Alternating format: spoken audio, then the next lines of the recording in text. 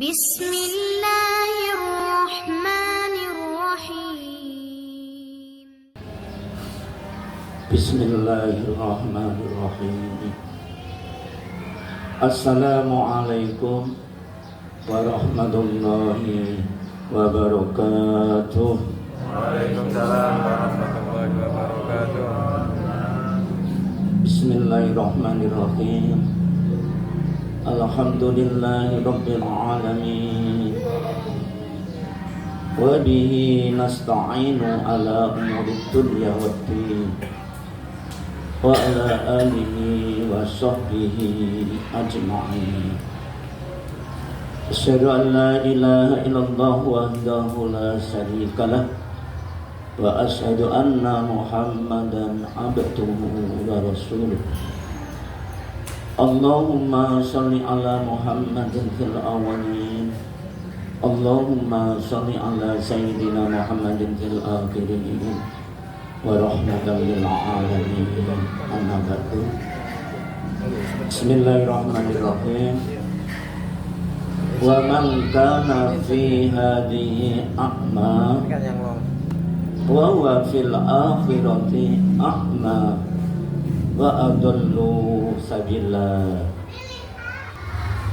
Pertama, puji syukur kehadirat Allah Subhanahu wa taala. Rasa syukur itu merupakan perintah Allah Subhanahu wa taala. Puji syukur digandengkan dengan mengingat kepada Allah Subhanahu wa taala. Di dalam Al-Qur'annya, fadkuruni azkurukum waskuruni wala takfurun. Ingatlah kepadaku,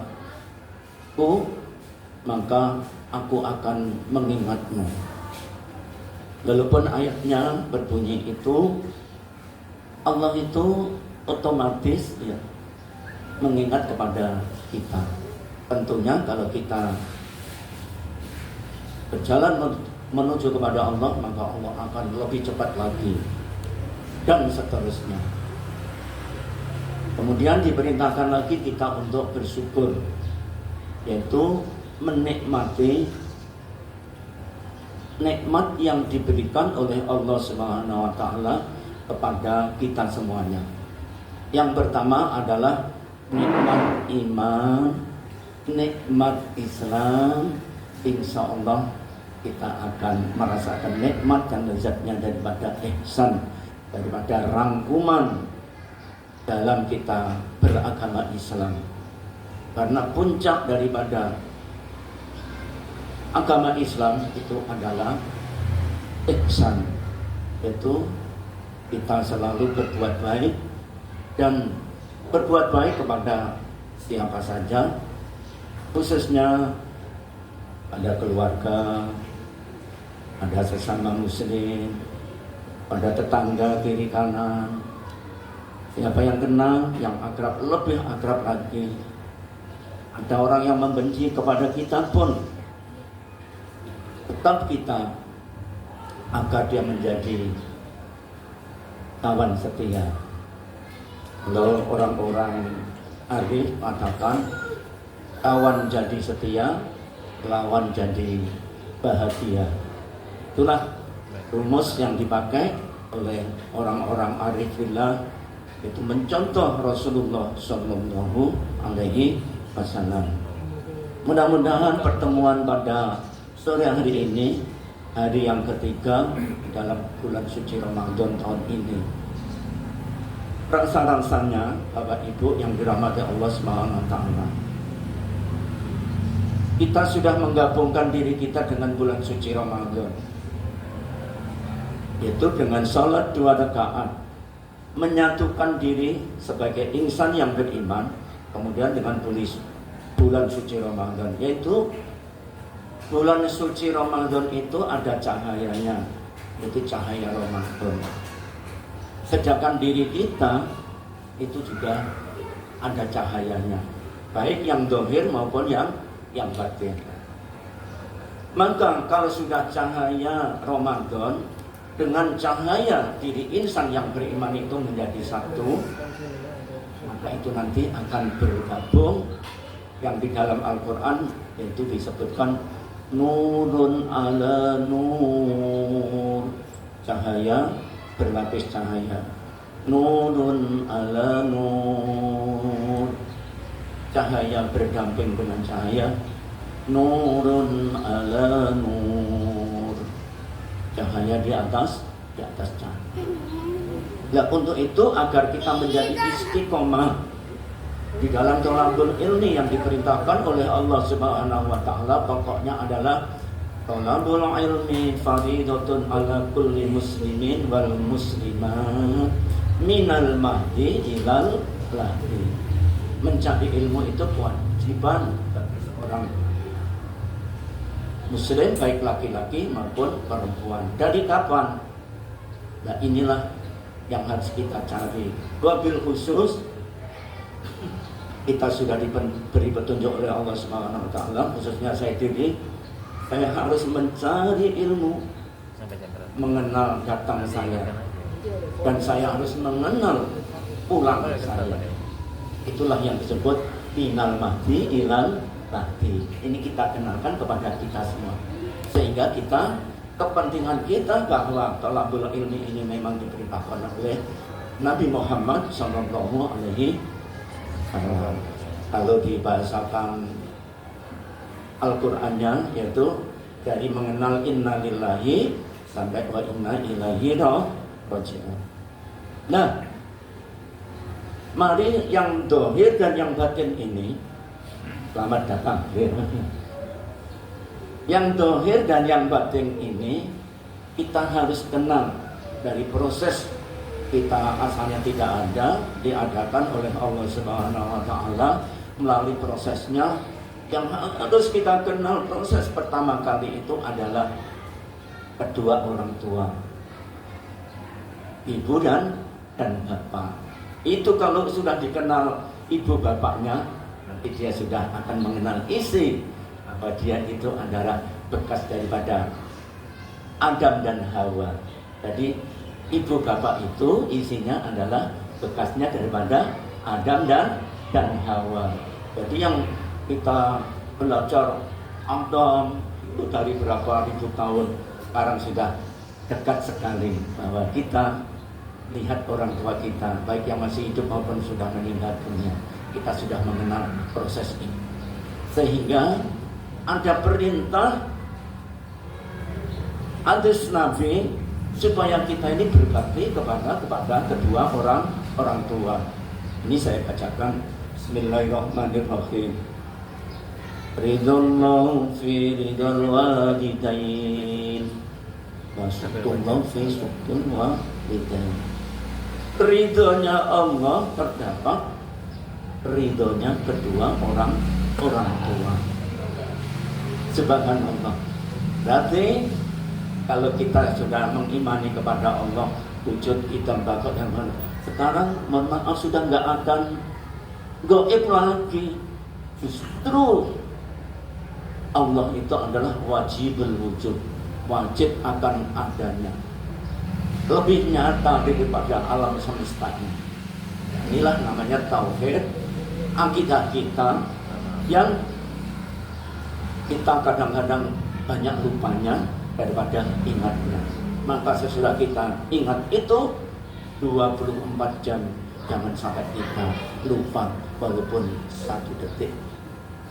Sehingga istighfar kita itu sesungguhnya bagi orang-orang ilmu tauhid itu karena lupa dengan Allah. Kalau kita kontrol diri, bagaimana 24 jam kita bekerja, aneka macam pekerjaan kita, kalau kita tidak dihubungkan kepada Allah Subhanahu wa taala, itu sudah ada kelupaan. Sehingga Bapak Ibu yang dirahmati Allah Subhanahu wa taala, kedekatan kita kepada Allah Subhanahu wa taala itu harus selalu. Tidak harus diucapkan. Kalau zikir yang diucapkan, misalkan la ilaha illallah Muhammadur Rasulullah, itu nama zikir qauli, ucapan. Ada zikir yang namanya perbuatan. Ya perbuatannya 24 jam ini gerak-gerik kita dicatat sebagai ibadah kepada Allah Subhanahu wa ta'ala. Tapi kalau zikir dalam hati itu otomatis, jantung juga bergerak sendiri. Kalau kita sadar saja jantung ini ada yang menggerakkan, itu sudah luar biasa. Untuk itu doa setiap kita mencari ilmu, sekaligus itu isinya sesungguhnya adalah menjawab pertanyaan kubur yang tidak usah kita nunggu mati dulu. Yaitu ketika kita masih hidup ini, karena terkubur oleh jasad kita ini. Nah, untuk itu mari Bapak Ibu yang dirahmati Allah Subhanahu wa taala, saya tuntun untuk membaca doa ini setiap kita dalam tolabul ini. Kami tuntun, ikuti. Bismillahirrahmanirrahim. Bismillahirrahmanirrahim. Raditu billahi rabba wa bil islami dinan wa bi Muhammadin nabiyyan wa rasulan Rabbi zidni ilman nafi'a warzuqni fahma waj'alni minas solihin waj'alni minas solihin waj'alni minas solihin. Aku ridho Allah Tuhan kami. Aku ridho Islam agama kami. Aku ridho Nabi Muhammad sallallahu alaihi wasallam utusan kami. Ya Allah, berilah kami rezeki, berilah kami kefahaman, berilah kemanfaatan ilmu kami dunia dan di akhirat sebagai terminal harus kami gempur nafsu kami yang kami kuasai, yaitu nafsu kami. Amin Allahumma amin. Bapak Ibu yang dirahmati Allah Subhanahu wa taala, kita lanjutkan keempat ini. Saya memang ambil kemarin itu yang membatalkan puasa atau perkara-perkara yang membatalkan puasa. Namun satu item saja itu saya kembangkan, yaitu yang banyak harus di dalam akidahnya, dalam tauhidnya. Dan endingnya, mohon maaf Bapak Ibu, endingnya harus dibawa kepada diri. Kemarin kalau tidak salah, yaitu yang membatalkan puasa itu makan disengaja. Sengaja tapi tidak sengaja itu tidak apa-apa, alias apa kemarin namanya lupa. Nah, yang saya kembangkan ada lupanya ini. Kalau lupa betulan itu nggak apa-apa, jelas. Tapi yang berbahaya Bapak Ibu, kami bisa menangis di sini sudah Bapak Ibu. Pura-pura lupa. Bukan ditujukan kepada Bapak Ibu, tapi ke diri saya. Gempur diri kita. Yang pura-pura inilah orang yang disebut dengan kalimat nifak atau munafik. Tapi munafik itu Bapak Ibu, dia bisa baca Al-Quran, dia juga sholat Bapak Ibu. Tapi Allah tahu kamu sholatmu itu disebut pura-pura. Maka ayatnya yukhadi'unallaha walladzina amanu wa ma yahda'una illa anfusahum wa ma yash'urun. Sesungguhnya kamu itu bukan menipu Allah, bukan menipu malaikat, bukan menipu manusia atau siapa saja yang kamu tipu di muka bumi ini. Tapi sesungguhnya kamu itu adalah menipu siapa beliau? Diri sendiri. Endingnya sudah kena. Kami menemukan ilmu ini Bapak Ibu. Kalau sudah ini mengaji kami bercucuran air mata, supaya diri kami tidak pura-pura. Nah, berikutnya Bapak Ibu, jadi yang dikatakan sengaja atau tidak sengaja tapi tidak sengaja, yang lupa tadi, endingnya kami adalah yang berpura-pura. Sehingga sifat pura-pura inilah saya sangat mengerikan di dalam diri kami ini. Mengapa? Dulu selalu saya tujukan ke orang lain ke sana. Ternyata kami ketika menemukan majelis ilmu yang mengkaji tentang diri, kami tidak bisa bicara. Pada kitab-kitab itu sudah saya kuasai, Al-Quran ayatnya, kami tidak bisa membacanya. Karena apa?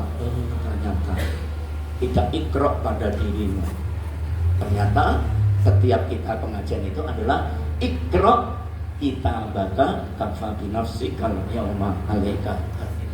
Bacalah kitabmu, bacalah dirimu, cukuplah dirimu sendiri yang menghitungnya pada hari kiamat. Jadi ingin masuk surga atau neraka, Bapak Ibu sudah tahu sendiri. Sudah tahu. Nanti kita kembang sedikit. Selanjutnya,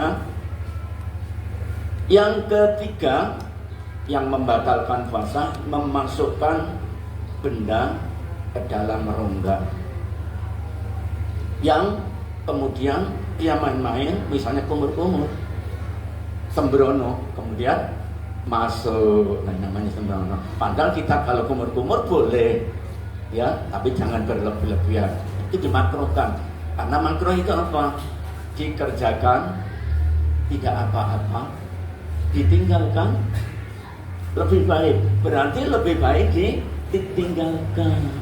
Nah, ini yang sifat-sifat makruh. Ini kalau fikihnya. Jadi memasukkan, kalau mandi boleh, panas boleh, kapan boleh, tapi sesudah lisennya 4 hari itu, kalau pemahaman fikihnya itu adalah makruh. Ini saya walaupun ini saya karena bersuci ya 4:30 saya mandi ramah, tapi kita sudah ekstra hati-hati membersihkan kotoran saya yang dohir saya, kemudian yang batin harus kita. Kemudian yang berikutnya, yang keempat, muntah dengan disengaja. Ini kalau Bapak Ibu naik taksi atau karena sakit, muntah itu tidak membatalkan. Di sana dipakai apa itu? Pakai cokrok. Ini fikih-fikih saja. Ini saya kira sudah belajar sejak dulu dan sudah kita ulang-ulang. Namun demikian nanti esensi-esensi tetap ilmu yang lain. Berikutnya, ini sudah mahfu keluar haid dan nifas. 5, gila, majnun, murtad. Nah, murtad ini keluar dari agama Islam. Sesungguhnya ini kalau kita koreksi kepada dalam diri itu, ternyata sifat-sifat murtad itu sudah banyak di dalam diri kita sendiri. Maka kita selalu istighfar, selalu mohon ampun kepada Allah. Barangkali ada badan kita yang ucapan yang tidak sengaja, hati kita yang tahu kesana kemari, kemudian perbuatan kita yang yang menyebabkan kita menjadi murtad. Kemudian yang kedua, langsung saya teruskan, mengeluarkan air mani dengan sengaja. Nah itu, mohon maaf, membayangkan ada pohon besar, membayangkan pohon besar tetap keluar, berarti ya membatalkan karena dia sengaja gitu ya. Kita nggak usah bayangkan perempuan, tapi pohon besar gitu aja ya. Pohon besar aja. Ya, yang terakhir yaitu bersetubuh pada siang hari, walaupun itu istrinya. Jawabnya anak-anak kalau anak SMA dia tanya begini, Pak, kalau bukan istrinya, ya mbahmu, begitu ya. Istrinya sendiri saja tidak boleh, apalagi bukan istrinya. Jadi Bapak Ibu yang dirahmati Allah Subhanahu wa Ta'ala. Inilah yang ayat pembuka tadi. Barang siapa yang buta di dunia, maka di akhirat lebih buta dan jalannya lebih sesat. Jadi kalau sekarang kita tidak mengenal Allah Subhanahu wa taala, di akhirat akan lebih buta mengenalnya dari sekarang. Itu ayat surah Al-Isra ayat 72. Itu yang dibaca oleh orang sufi, alifillah, semawi. Tapi orang syariah nggak pernah baca itu. Karena itu intinya adalah untuk diri kita sendiri. Bapak Ibu yang dirahmati Allah Subhanahu wa taala, masih ada 3 menit. Sekarang perkara-perkara sunnah di dalam puasa. Kalau kita tahu ilmu yang mudah. 1, menyegerakan berbuka. Artinya menyegerakan itu bukan memajukan, itu bukan, ya toh? Yaitu tepat waktunya. Ketika sudah masuk waktu tenggelam matahari, langsung kita berbuka. Tuh langsung. Di dalamnya rahasianya ada sesuatu cahaya yang besar supaya diawalkan. Apa itu? Ada cahaya. Cahayanya siapa Pak? Adnan? Malaikat Israel. Malaikat Israel Bapak Ibu. Maghrib itu. Jadi kita kalau sholat maghrib cahayanya Israel. Supaya kita nanti kalau mati tidak dicabut. Tiap hari sholat 6 kok. Bersamanya lagi. Maka Israel supaya tidak dicabut. Maka dia dengan berdoa. Doanya Allahumma laka sumtu wa bika amantu wa ala rizqika aftartu bi rahmatika ya arhamar rahimin. Ya Allah, karenamu aku berpuasa, dengan rezekimu kami berbuka. Engkau zat yang maha pengasih lagi maha. Itu sunnah daripada puasa. Didoakan. Nanti ada doa makan aja mantap kok. Nanti ada lebih khusus lebih. Kemudian usahakan kalau berbuka itu yang manis-manis. Kalau orang kurma, kalau nggak punya kurma, kalau kurma inilah pisang, nona, teh. Jadi itu yang disebut manis itu. Jadi kalau cari manis ya gula itu sudah. Jadi dengan manis itu kita menjadi energi kita menjadi kuat. Bapak Ibu yang dirahmati Allah Subhanahu wa taala, kalau kita sudah mengenal itu namanya sunnahnya. Kemudian mengakhirkan sahur. Ada rahasianya lagi. Cahaya besar subuh, cahayanya siapa? Cahayanya Jibril. Malaikat Jibril. Maka orang yang sholat subuh cerdas. Oke, Bapak Ibu yang dirahmati Allah Subhanahu wa taala, kita sudah masuk maghrib. Mari kita berdoa. Tarhim dulu gitu ya. Kita tarhim, silahkan tarhim. Kita tetap lanjut tapi harus kita ikuti yang di sana.